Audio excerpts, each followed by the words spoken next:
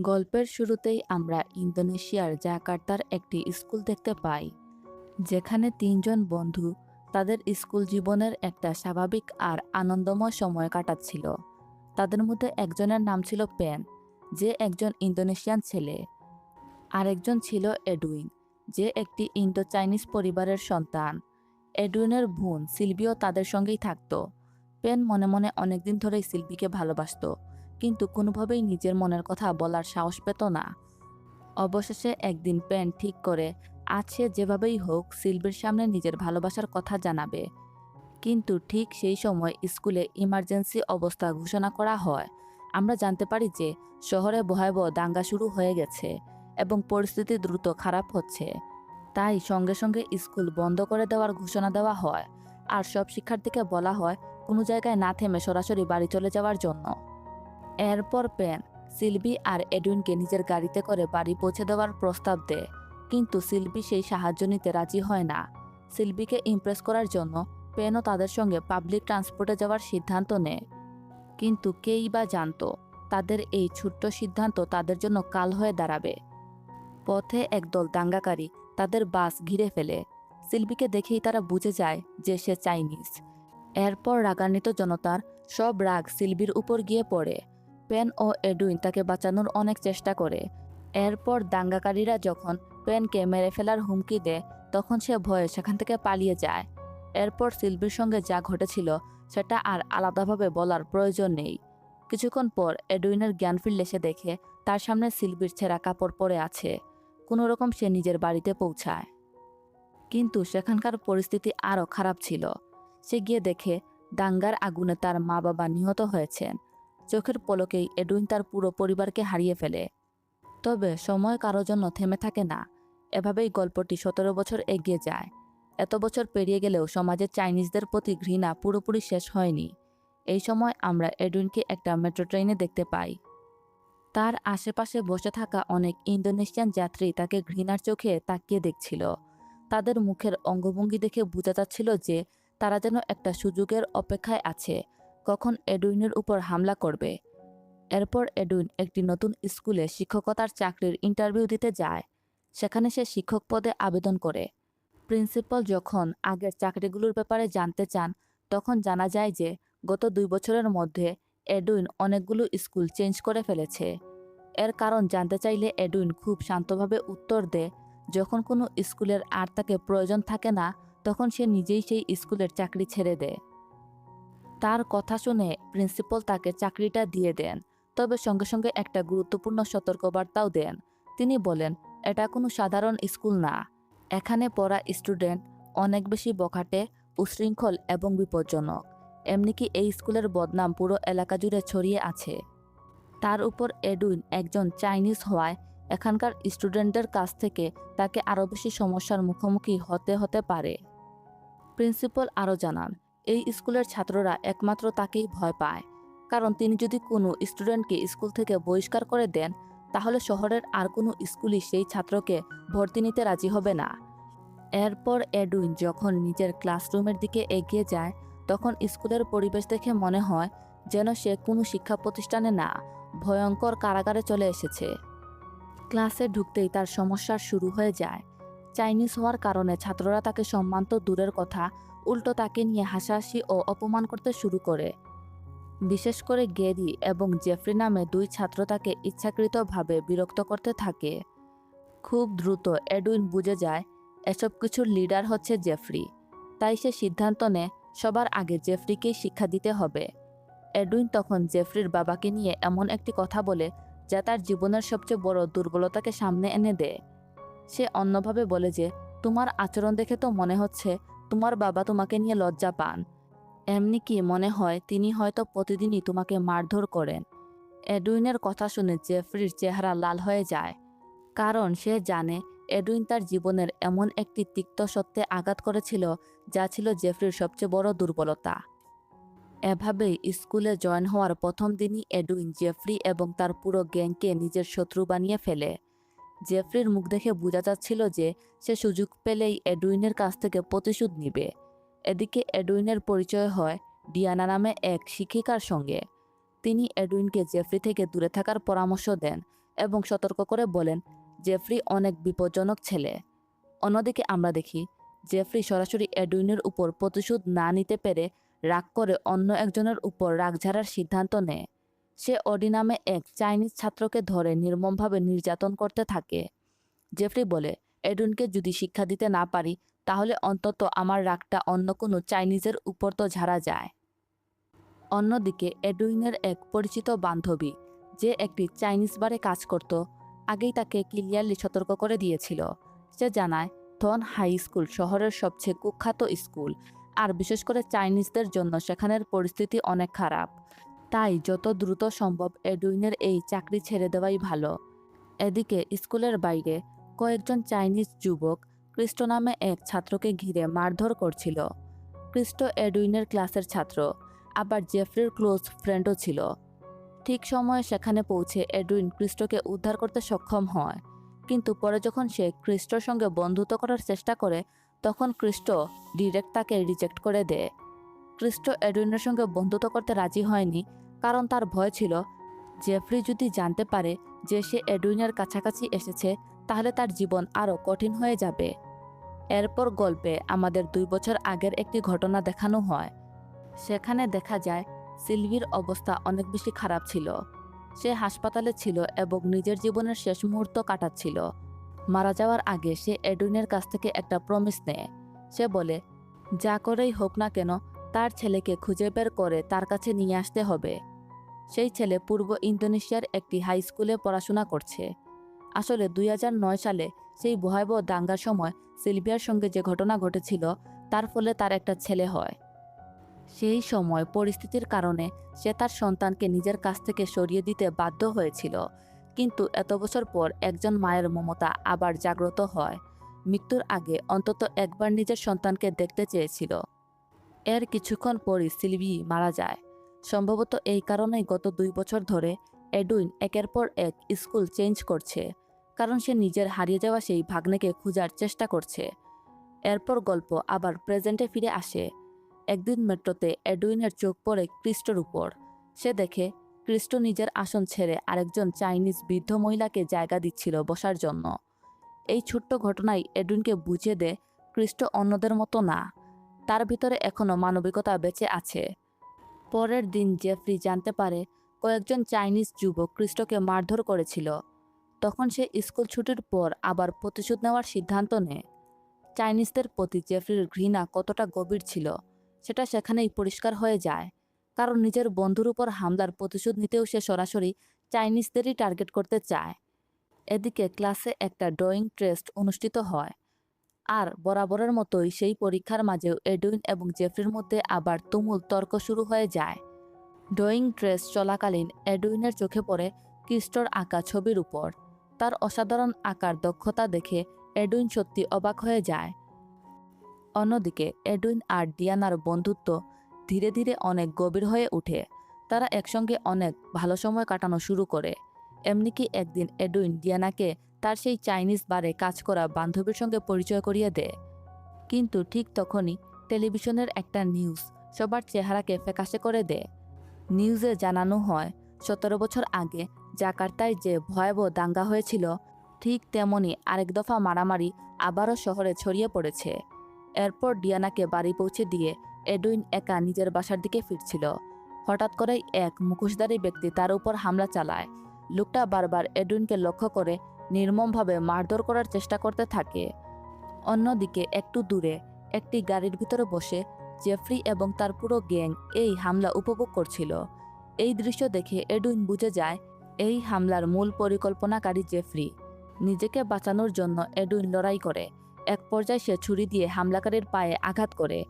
Edwin তাকে আরও শিক্ষা দিতে পারত, কিন্তু তার আগেই জেফ্রির বন্ধুরা সেখানে এসে তাকে দ্রুত গাড়িতে তুলে নিয়ে যায়। এরপর এডুইনের আর কোনো সন্দেহ থাকে না। সে পুরোপুরি নিশ্চিত হয়ে যায় যে তার উপর হামলা চালানো ব্যক্তি ছিল জেফ্রি। পরের দিন সে সব ঘটনা প্রিন্সিপালকে খুলে বলে। সবকিছু শোনার পর প্রিন্সিপাল জেফ্রিকে স্কুল থেকে বহিষ্কার করার সিদ্ধান্ত নেন, কিন্তু এডুইন তখনও বুঝতে পারেনি যে তার এই সিদ্ধান্ত সামনে কত বড় বিপদ এনে দিবে। কারণ জেফ্রির বাবা যদি জানতে পারেন যে তার ছেলেকে স্কুল থেকে বের করে দেওয়া হয়েছে তাহলে তিনি জেফরিকে বাজেভাবে মারধর করবেন। এই ঘটনার পর জেফরির পুরো গ্যাং স্কুল ছেড়ে যাওয়ার সিদ্ধান্ত নেয়।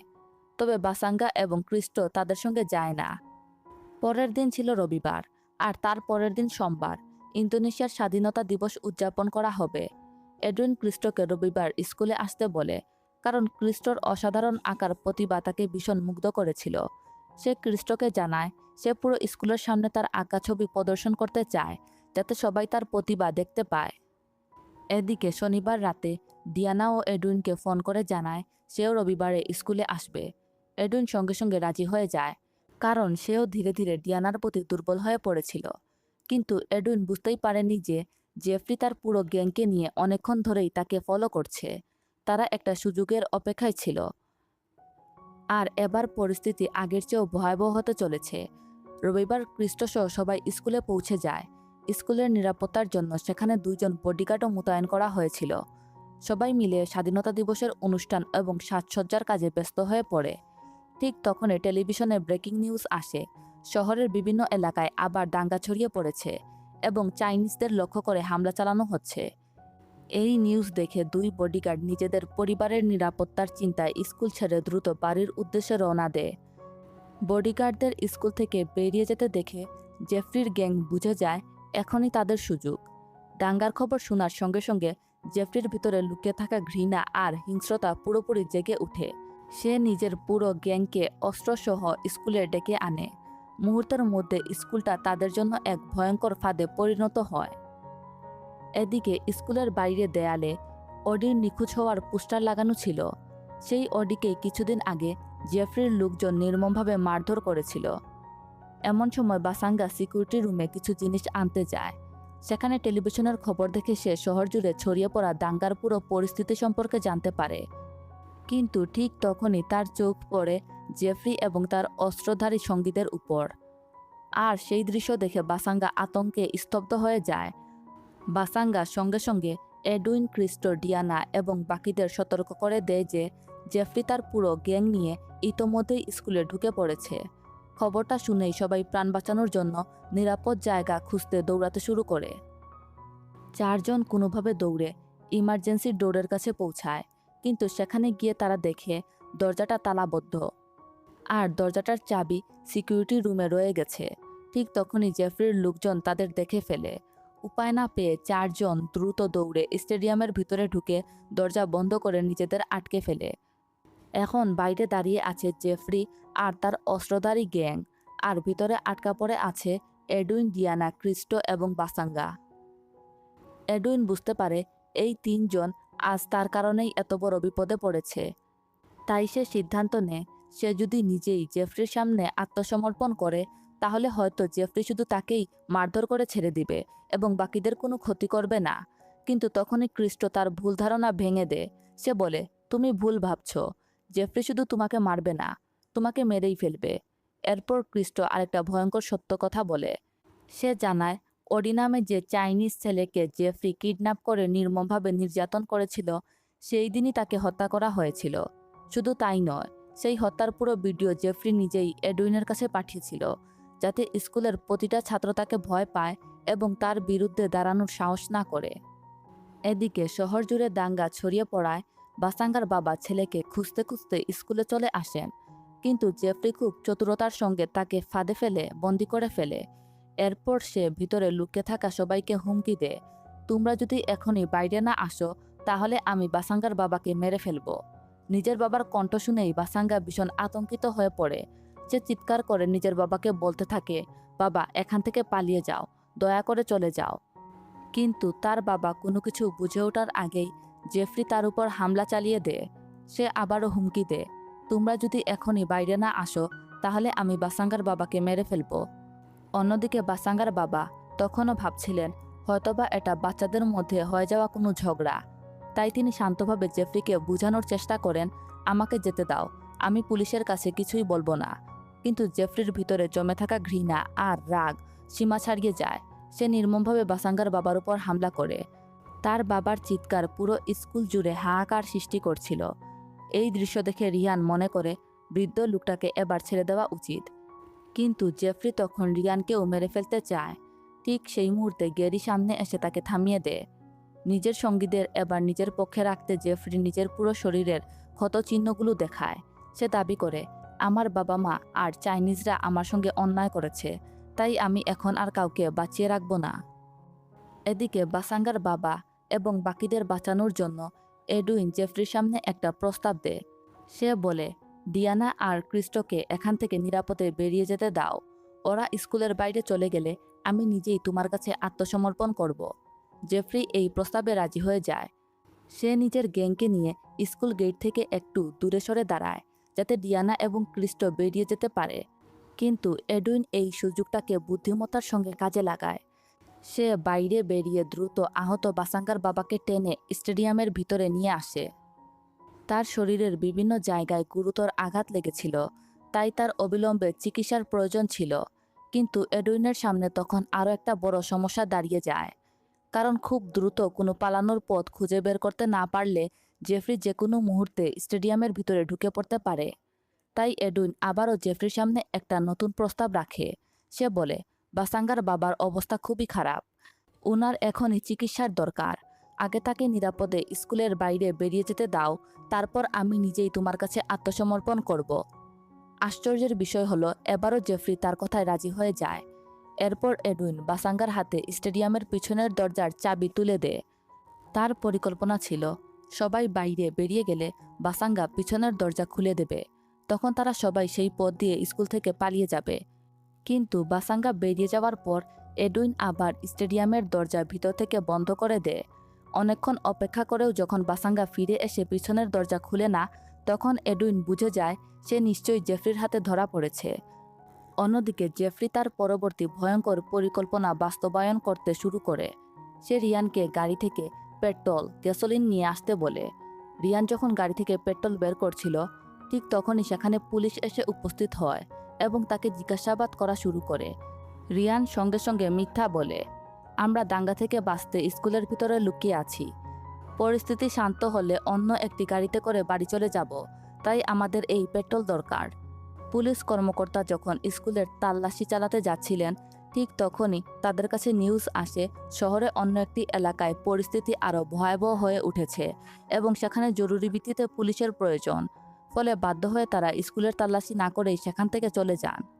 এদিকে জেফরির হাতে পেট্রোল পৌঁছাতেই সে সব ধরনের মানবিকতার সীমা অতিক্রম করে। সে বাসাঙ্গার বাবার গায়ে পেট্রোল ঢেলে আগুন ধরিয়ে দেয়। কয়েক মুহূর্তের মধ্যেই বাসাঙ্গার বাবা যন্ত্রণায় ছটফট করতে করতে মারা যান।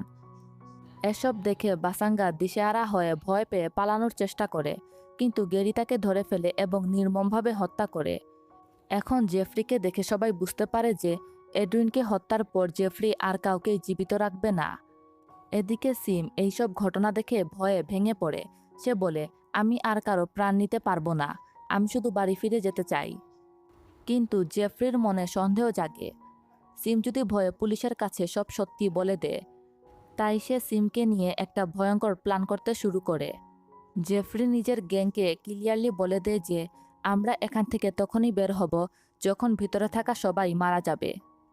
কারণ তাদের মধ্যে থেকে যদি কেউ একজন বেঁচে যায়, তাহলে সে পুলিশের কাছে আমাদের সব অপরাধ ফাঁস করে দেবে।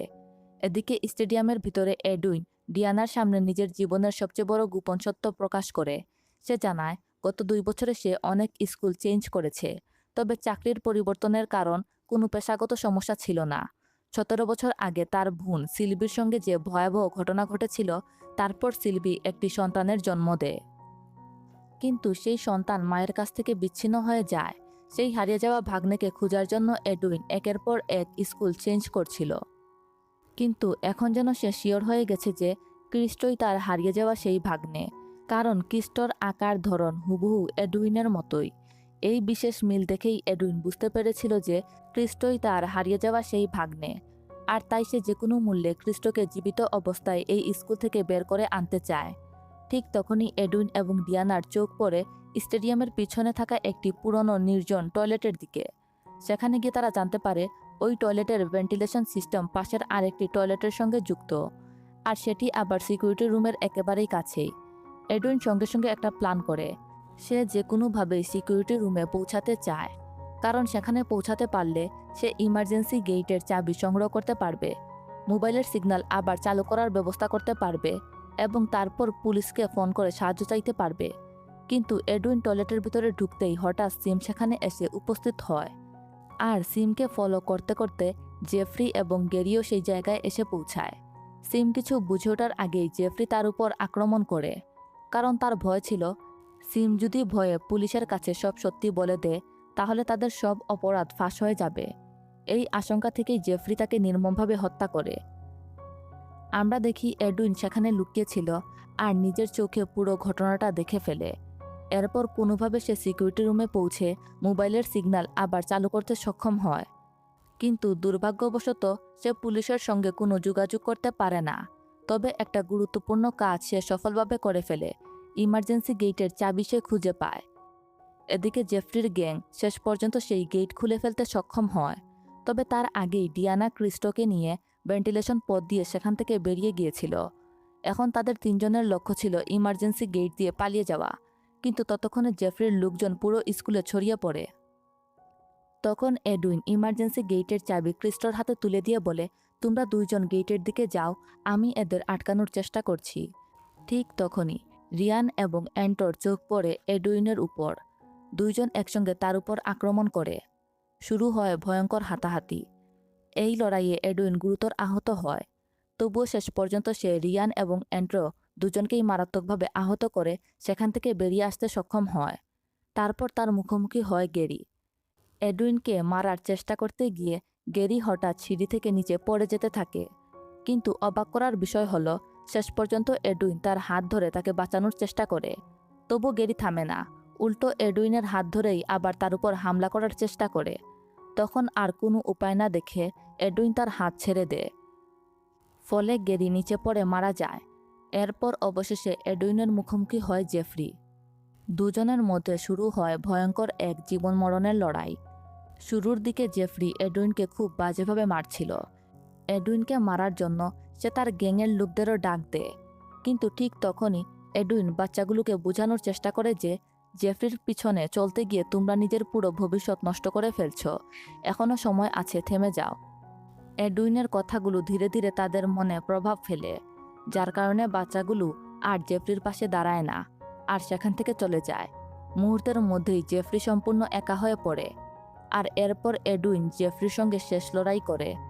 দীর্ঘ এবং রক্তক্ষয়ী লড়াইয়ের পর অবশেষে এডুইন জেফ্রিকে পরাজিত করে। সেই লড়াইয়ের মধ্যেই জেফ্রির মৃত্যু হয়।